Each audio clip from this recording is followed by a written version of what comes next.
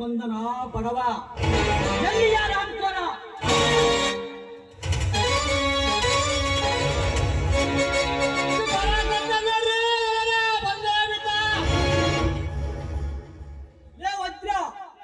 ಮಾಡುವುದಲ್ಲ ಮಾಡಿ ಏನು ಅರಿದಂತೆ ಎಲ್ಲಿದ್ದೀಯ ಬಡ್ಡಿ ಮಗನೇ. ನನಗೆ ಗೊತ್ತಿತ್ತು ಆ ಚಾಲಿಗೆ ಇವರು ಮಾಡಿಸಿದರೆ ನೇರವಾಗಿ ನೀನಿದ್ದಲ್ಲಿಗೆ ಬರ್ತಾನೆಂದು. ಇದೇನಿದು? ರಾಮಚಂದ್ರನಂತಿರುವ ರಾಮಣ್ಣನವರು ಜಮದಗ್ನಿ ಅವತಾರ ತಾಳು ಈ ವಜ್ರಕಾಂತನ ಮನೆಗೆ ಧಾವಿಸಿದ್ದು. ಹೌದು, ಈಗ ಜಮದಗ್ನಾಗಿ ಬಂದಿರುವೆ. ಇನ್ನು ಮುಂದೆ ಬರುತ್ತಿರುವನು ಪಸತ್ರವನ್ನು ಹಿಡಿದು ಕುಂಡರಿಯ ಗಂಡ ವೀರ ಪರಶುರಾಮನ ನನ್ನ ತಮ್ಮ ಉದಯ. ಏ ಬಡ ಕುನ್ನೆ, ಆ ಕುನ್ನೆ ಹೆಸರ ಎತ್ತಬೇಡ ಈ ನನ್ನ ಮನೆಯಲ್ಲಿ. ಯಾಕೆ ಹುಚ್ಚರಂತ ವರ್ತಿಸುತ್ತಿರುವೆ?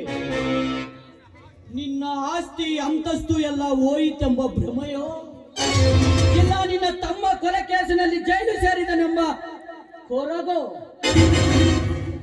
ಇದು ಯಾವುದು ಅಲ್ಲ. ಯಾವುದು?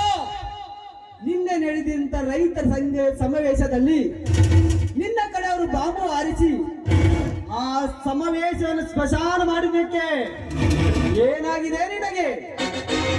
ಮೋಸದಿಂದ ನಮ್ಮ ಆಸ್ತಿಯನ್ನು ಕದ್ದುಕೊಂಡೆ. ಆದರೂ ಸುಮ್ಮನಾದೆ. ನಿನ್ನ ವಲಸ ಬುದ್ಧಿಯಿಂದ ನನ್ನ ತಂಗಿಯ ತಲೆಯನ್ನು ಕಡಿಸಿದೆ. ಆದರೂ ಸುಮ್ಮನಾದೆ. ಈಗ ಮುಗ್ಧ ರೈತರ ಮೇಲೆ ಕೈ ಮಾಡಿದರೆ ನಾನು ಸುಮ್ಮನೆ ಬಿಡುವುದಿಲ್ಲ.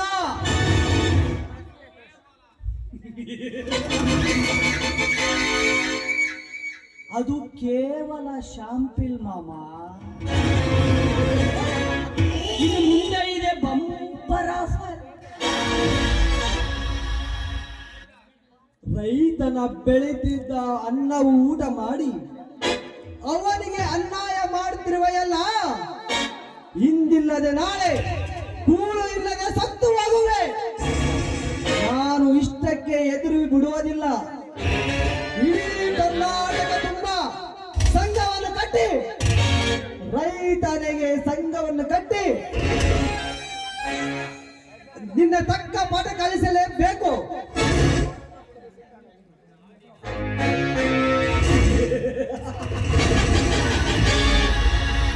ನಾಡಿನ ಖ್ಯಾತ ವ್ಯಕ್ತಿಗಳು, ರಾಜಕಾರಣಿಗಳು, ಮಠಾಧೀಶರು ಎಲ್ಲರೂ ನನ್ನ ಕೈವಶದಲ್ಲಿರುವಾಗ ನಿನ್ನಿಂದ ಏನೂ ಮಾಡಲು ಸಾಧ್ಯವಿಲ್ಲ ಮಾಮಶ್ರೀ.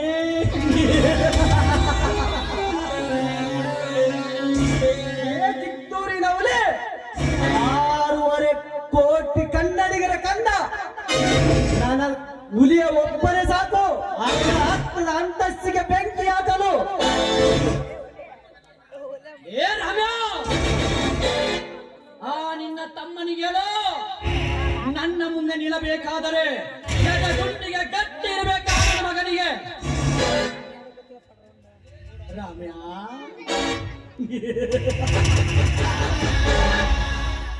ನಿನ್ನ ತಂಗಿ ಹೇಗೂ ಸತ್ತಳಂತ ವಿಚಾರ ಮಾಡುತ್ತಿರುವೆಯಲ್ಲ, ಇದೇ ಕೈಯಿಂದ ಚಾಕುವಿನಿಂದ ಚುಚ್ಚಿ ಸಾಯಿಸಿದೆ. ನಮ್ಮಿಬ್ಬರ ಕಾಮತೀಟೆಗೆ ಹುಟ್ಟಿದ ಮಗುವನ್ನು ಇದೇ ಕೈಯಿಂದ ಕುಚ್ಚಿ ಚುಕ್ಕಿ ಇದೇ ಕಾಲಿನಿಂದ ತುಟ್ಟಿ ಸಾಯಿಸಿದೆ. ಆ ಕೊಲೆ ಅಪರಾಧವನ್ನ ನಿನ್ನ ತಮ್ಮನ ಮೇಲೆ ಹೊರಿಸಿ ಅವನನ್ನು ಜೈಲಿ ಕಂಬಿ ಎಣಿಸುವಂತೆ ಮಾಡಿದೆ.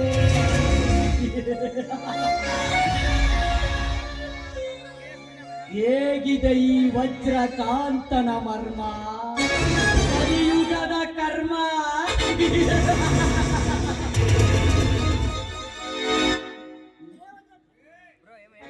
ವಜ್ರಕಾಂತ್, ನನ್ನ ತಂಗಿಗೋಸ್ಕರಾಗಿ ಆಸ್ತಿಯನ್ನು ಕತ್ತುಕೊಂಡೆ, ಆದರೂ ಸುಮ್ಮನಾದೆ. ಇನ್ನು ಮುಂದೆ ನಿನ್ನ ಪಾಪಿಗೆ ನನ್ನ ತಂಗಿ ಈ ಭೂಮಿ ಮೇಲೆ ಬದುಕಲು ನಾನು ಬಿಡೋದಿಲ್ಲ.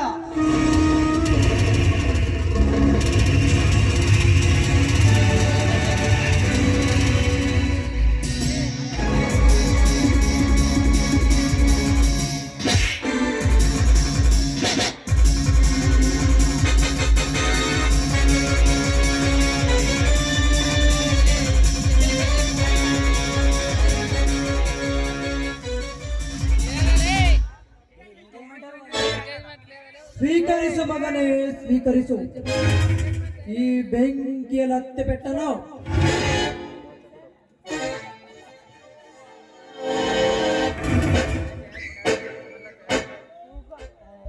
ಅಯ್ಯೋ ಅಮ್ಮ ಹುಲಿಯ ಬೆಂಕಿ, ವೆರಿ ಗುಡ್.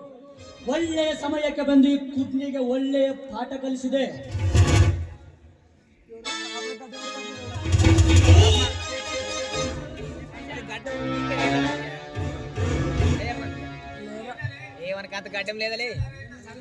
ಏನಲೇ ರೈತ ಸಂಘದ ಅಧ್ಯಕ್ಷನಾದ ರಾಮಣ್ಣ, ನಮ್ಮ ಕಣ್ಣೆದುರಿಗೆ ಸುತ್ತೂರಿನ ಶ್ರೀಮಂತ ವಜ್ರಕಾಂತನಿಗೆ ಕೊಲೆ ಮಾಡೋಷ್ಟು ಧೈರ್ಯ ಬಂತಲ್ಲ?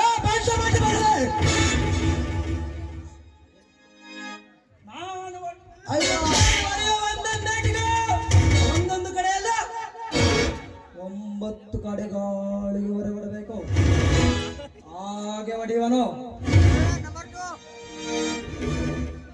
ಅಮ್ಮ, ಅಯ್ಯೋ ಕಾಲು, ತಂದೆ ಮಹೇಶ್ವರ.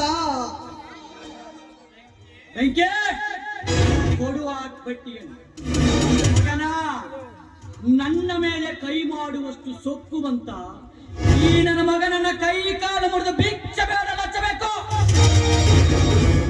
ಅಯ್ಯೋ ನನ್ನ ಕಾಲು, ಅಯ್ಯೋ ನನ್ನ ಕಾಲು ಮುರಿದ್ಬಿಟ್ರು. ಅಯ್ಯೋ ನನ್ನ ಕಾಲು ಬಿಡ್ರು.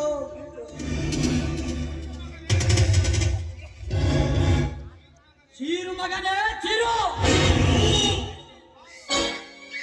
ಏ ಬೆಂಕಿ,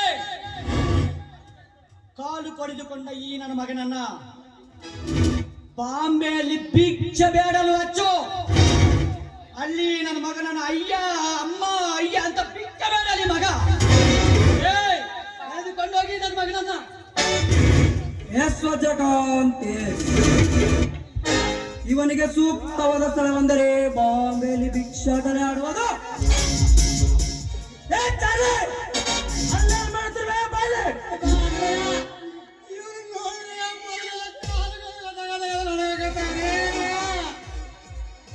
ಬಾಯಿ ಸಿದ್ಧತೆಯನ್ನು ಬಿಸಾಕಿ ಬರೋಣ.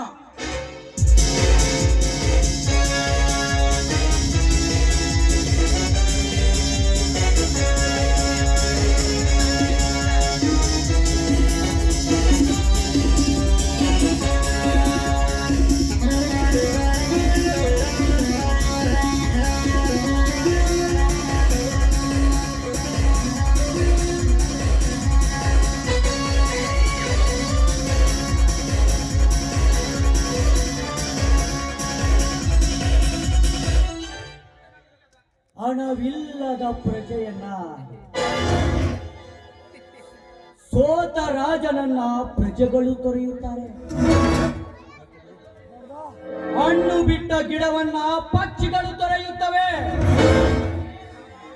ಏ ರಾಮ್ಯ, ನಿನ್ನ ತಮ್ಮನ ಈ ಹುಚ್ಚು ಈ ಊರಿನಿಂದ ಬಿಡದೆ ಹೋದರೆ ನನ್ನ ಹೆಸರು ವಜ್ರಕಾಂತನೇ ಅಲ್ಲ.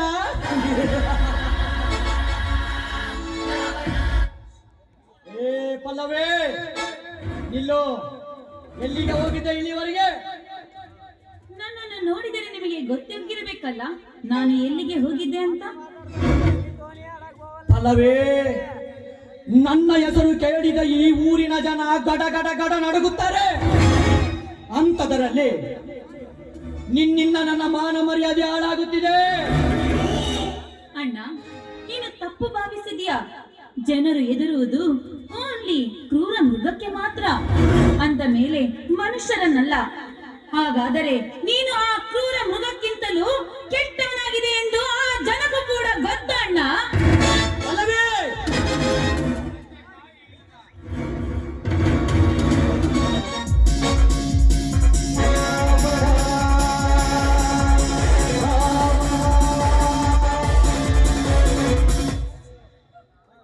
ತಂದೆ ತಾಯಿ ಇಲ್ಲವದಳೆಂದು ಸಂತೋಷದಿಂದ ಬೆಳೆಸಿದೆ.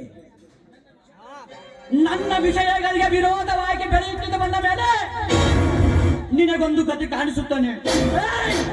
ನಿನಗೊಂದು ಗತಿ